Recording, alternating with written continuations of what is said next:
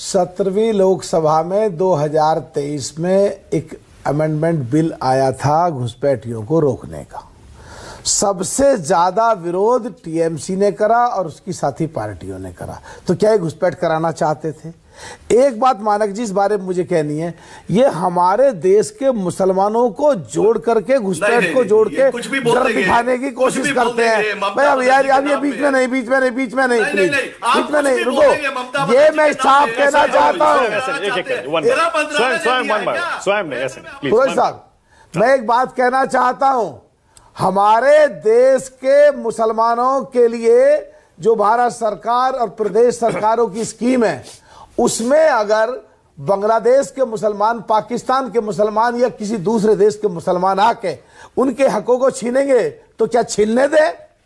हम वास्तव में अरे आप कहा, एक मिनट स्वयं एक सेकंड बंद करिए, एक मिनट स्वयं प्लीज, एक सेकंड स्वयं एक मिनट रुकिए। ये आप ये घुसपैठ का मुद्दा कहां से ले आए?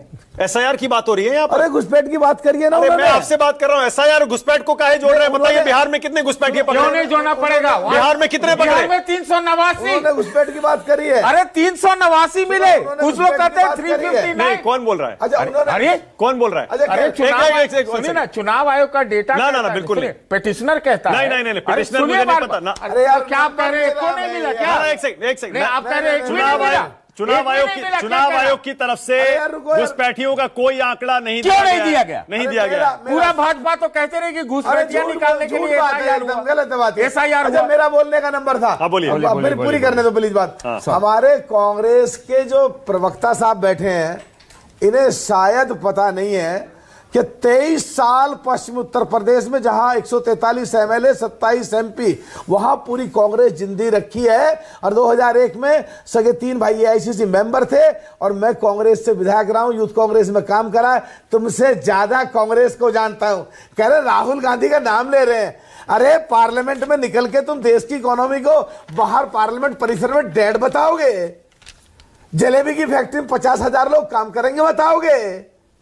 और तुम लड्डू बनाओगे? 12 आमने सामने चुनाव लड़ रहे हैं, मूंगफली पेड़ के ऊपर लगते नहीं लगते, तुम्हें पता नहीं है तो तुम्हें कहवे भी ना। वाह, कमाल की बात है, एकदम चिढ़के पड़ते हैं। ऑलराइट, ओके, मेरे पास टाइम खत्म हो रहा है। बहुत बहुत धन्यवाद मेहमानों का राष्ट्रीय बात में आने के लिए। देखिए, सारी पार्टियों को, हर पक्ष को आपने सुन लिया। मलूक नागर ने एक बात बड़ी इंटरेस्टिंग कही, बड़ी दिलचस्प है।